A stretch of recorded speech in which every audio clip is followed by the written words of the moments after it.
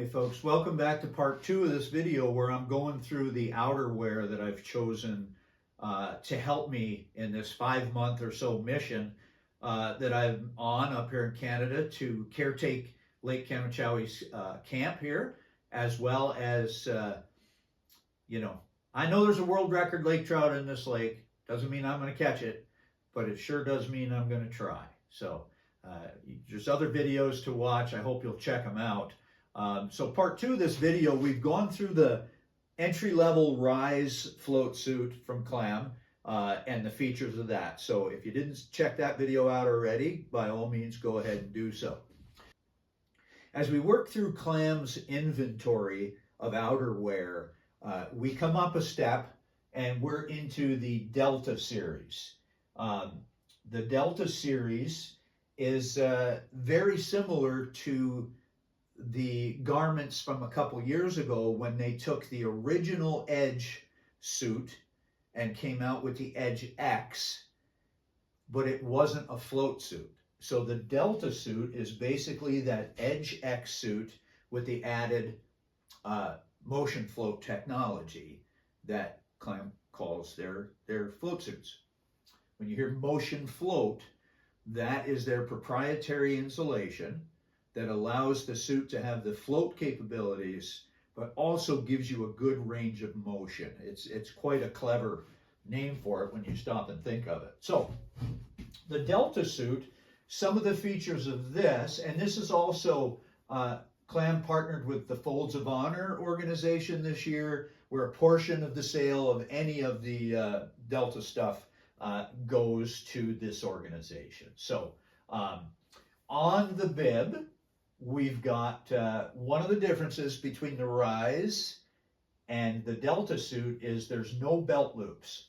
And I think the reason behind that is the lining. The lining on the Rise suit is that shiny taffeta style inner liner that slides easily on and off of other garments. Where on the Delta suit, as I mentioned in the other video, this is the suit that, you can wear lounging around the cabin. You can just throw it on real quickly, and it's like your most comfortable hoodie, your loungewear, your pajamas. It's got that long nap fleece, and mine's dirty because I wear it pretty much every day. But you've got the long nap fleece all the way down to just above the knee, and that's what I loved about the Edge X. It was just so comfortable, buttery smooth, and just cozy. And I could probably find a few more superlatives, but I'll quit there. And again, with the added flotation, some folks like this because, what they wear as a base layer, it just goes right over it. Others get frustrated with the fleece because you're wearing fleece as a base layer. And that gets grabby and stuff like that. So consider that when you're purchasing what the inner liner is and how that's going to work in conjunction with your base layer. And I want to say something about base layer. You see a lot of folks, they go out and they spend $500-600 on a suit and they say, I just don't get it. I'm still cold. Well, here's the deal, gang. When Clam Outdoors or anyone else manufactures their systems, they understand the importance of base layering. And not everybody that buys these products has that same understanding. In fact, I would wager that less than 25% of the people, I still see people wearing, their long johns, their cotton long johns, their jeans, and a hooded sweatshirt from Target, and they can't understand why they're soaking wet and freezing cold an hour into their trip out on the ice. So, key factor, the manufacturers understand base layers and design their systems to work with proper base layering. And if you're not properly base layering, then none of this stuff is going to seem any better than a pair of Carhartts. So, base layers, base layers, base layers. And as we say in the woods of Oregon and Montana and Washington, the Rocky Mountains, cotton kills. If you sweat in cotton, that moisture is trapped next to your body. If you hurt a leg or fall off your horse or whatever, and you can't move, that's when the hypothermia sets in. So cotton has no place outside in temperatures less than 60 degrees, my personal opinion. Especially when you get into areas of high humidity. I mean, I could take 20 below in Montana way easier than I can take 20 above in Minnesota because of the humidity difference. You know, it might be 15, 18% where I am in Montana versus 28 to 58% or higher in Minnesota, the Dakotas, that sort of thing. So there's a lot that needs to go into your selection of gear, folks, especially if you're spending $500-600 on a set of outerwear, another $150 for good boots. You know, you buy the best boots on the market and wear your gym socks in them. Your feet are going to be cold and the inside of your boots are going to be frozen. Back to the bibs. You got nice hand warmer pockets here that are lined with a fleecy, warm texture, and they're right where you need them. You know, me with my junk shoulders, you know, it's hard for me to be searching for a pocket, and these just fall right into place for me. Again, we've got the magnetic flap closure on the front zipper, a two-way zipper that looks like it's a little better quality. It does have a little bit of a pull tag, and we talked about the importance of pull tags on the previous video. As we get into the pockets, again, the Velcro flap on top and a large pocket here that is expandable. I mean, it opens up pretty wide. You're stuffing your gloves in there, what have you. And then your leg zipper, again, full hip to ankle zipper. Anything less, you will fight the entire time you own the garment. So keep that as a consideration when you're purchasing a set of bibs. Yeah, there's $99 bibs out there if you base layer properly, are going to keep you warm and do the job.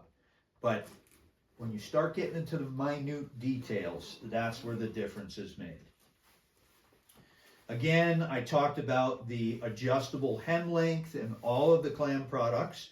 You can take this. I'm not going to take it all the way apart because I got this one just about perfect. But you do have the option. I believe it's a 3-inch range of adjustability.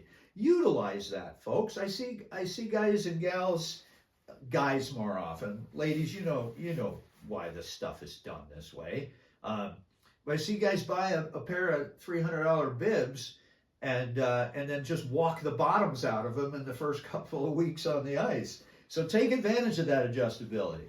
And again, the gaiter, the inner gaiter for me, I don't use them. I don't understand the point of them. I've never found that, boy, if I was just wearing those gaiters, I wouldn't, So for me, I just take them out. It allows me to get my garment on and off easier, but it must be important to some folks because Sean keeps putting them in there. And as I mentioned earlier, you see where that long neck fleece comes down to just above the knee. This is boot territory down here. You don't need all of that insulation to carry down into the bottom of the garment because you've got high boots on, I'm assuming. So it's wise and cost effective to stop that there.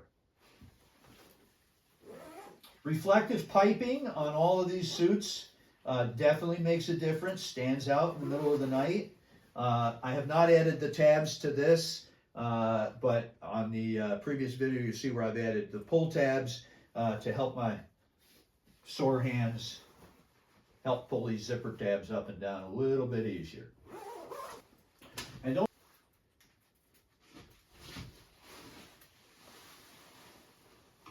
I'm using weird body mechanics because my shoulders are just out of whack and I got to keep them in tight.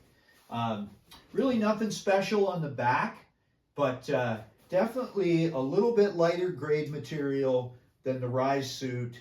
If you're looking for comfort and functionality, then definitely look into the Delta suit by Clam Outdoors.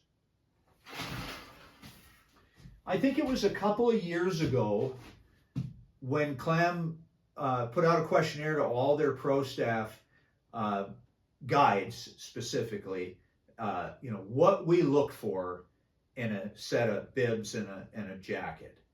And, a lot of times guides, you're not wearing your parka. I rarely wear my parka unless I'm on a vehicle that I'm riding that's exposed to the outside, a snowmobile, a 4x4, maybe on the snow dog, while you're riding and that wind is hitting you. But the rest of the time, if you're a guide, you know what I'm talking about. You're working. You're trying to take care of 3-4 people, maybe more. You can't do that in most of these garments without overheating. And then throw in an activity like firewood, out towing the kids around in a sled, or grandkids in my case. So anyway, the Defender suit by Clam has been out for 2 or 3 years now, and it is probably the toughest, most resilient item in the industry, not just in Clam's inventory, but in the industry. And I'm going to show you a couple of reasons why. No expense spared on this suit. From the outer material, I am in my enclosed trailer.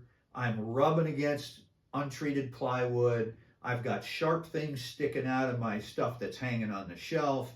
I'm in and out of ice shacks. I'm in and out of setting up ice shacks. There's always something that's poking you, scratching you, biting you, what have you. And this suit just laughs at that. Just whatever you do to it, it just kind of bounces off. So a lot of the same features that we've talked about on these other items, including hand warmer pockets. This one here, again, hand warmer pockets on the lower pockets, plus you have your chest pockets up here. And you'll see here that one of these is just a slightly larger pocket than the other. Why would they do that? Well, like me, the majority of the people are right-handed, and so the pocket on the left side of your chest is larger because that's where you're constantly going with your gloves, with your cell phone, whatever, your smokes. Nobody smokes anymore, but that's what I'm talking about when I'm talking about details. They took our input. They took guides and outfitters' input and made us a suit. The vent zippers on the side with the little tucky thing up in there, little tucky thing up in here, that's for consistency. At least in my eyes. Now, I don't have the Delta parka with me, so that may well be the case on that as well. But and now, what have I been talking about? The Velcro on the pockets. This one's got the magnetic flap as well as a grabber. This can make just such a difference when you're wearing heavy gloves or your hands are just numb or your fingers are split. Just these little helpful details. And then this is a very large bellows pocket that seems even bigger when you have the hand warmer section open. Pretty much all of the parkas and bibs have the same construction on the pockets and that sort of thing. You know, make them the best you can and put them on all the suits. Saves you manufacturing time. You're not taking pockets and having 3 different pockets. Again, the pit zip over here. These are all waterproof zippers here. Okay, this main zipper, smooth as butter. You've got your large inside pockets. There's your vent there.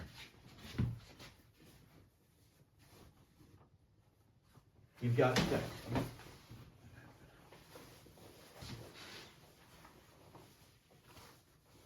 again, a D-ring. So for me, I'm putting my inReach, I'm putting my dog whistle, whatever it is. I've got an accessible D-ring right there. Come over to this side. You've got a lower D-ring. You've got your drains in your pockets. Again, a float suit, you got to have drains and everything that's going to trap water. You can't have that weight and expect to pull yourself out of the water and up onto the ice, nor your rescuers. So as you come out of that water, this is draining from top to bottom. The inside hem, you've got the same thing. You've got a little drain action going on right there. Pockets drain. Any water that gets in between the liner and the outer, they're going to drain and drain quickly. This is, again, their Clam's stoutest suit. I won't say it's their warmest because I haven't worn a current Ascent suit in several years. But I rarely wear this parka. The bibs, you know, probably get more wear than the parka, but if it's a cold, nasty, brutal day and you have no other option, this is the suit for you. Some of the comfort factors in here include this really high, soft collar for cinching down. The hood is the same material. It's removable as well. A double drawstring and a larger adjuster so you can grab it with gloves. Makes it much easier to operate. The hood does come off. Got a big zipper back here so you can take the hood on and off and wear it hooded or not. It's got the same adjustment to pull your hoodie down so it's not constantly falling down on your face. It's got the articulated back that not all suits have, which help with the range of motion. Just all of these features, in my mind, make the Clam Defender suit, Ice Armor Defender suit, the #1 suit on the market. And I know there's plenty of brand loyalty out there, and I've used them. I've been with Clam Outdoors for 7 years now. Do other people make certain items better than other people? Yeah. Some people just get the market cornered and say, that's where we're headed. We are going to be the toughest. Every one of our suits is going to be tougher than our competition. Or we're going to have the premium zippers on every one of our suits. That's our thing. But I think if you're looking for a ice fishing garment, strictly ice fishing, and you are in the toughest, most brutal conditions, the Defender is the way to go. Certainly heavier, certainly stouter built. Sometimes you got to take that. Lighter and thinner isn't always better, especially when you work as hard as winter guides and outfitters do. If you're one, you know what I'm talking about. If you're not one, hire one and watch how we do it. You'll be amazed. We go. You can't stop and go, shoot, I'm gonna go around the other side of the trailer because I parked the machine too close to the wall. We just bowl on through, right, guys and gals? I mean, it's just, we don't have the time to be inefficient by doing stuff like that. So, and I don't care what brand of trailer you run, if it's an enclosed trailer, there's always a little bit of plywood sticking out, or something, a screw sticking out from an accessory that fell off, or what have you.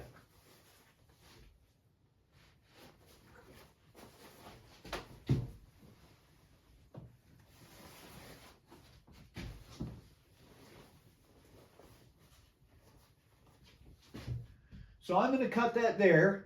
If you have any questions, please, that's why I'm doing this.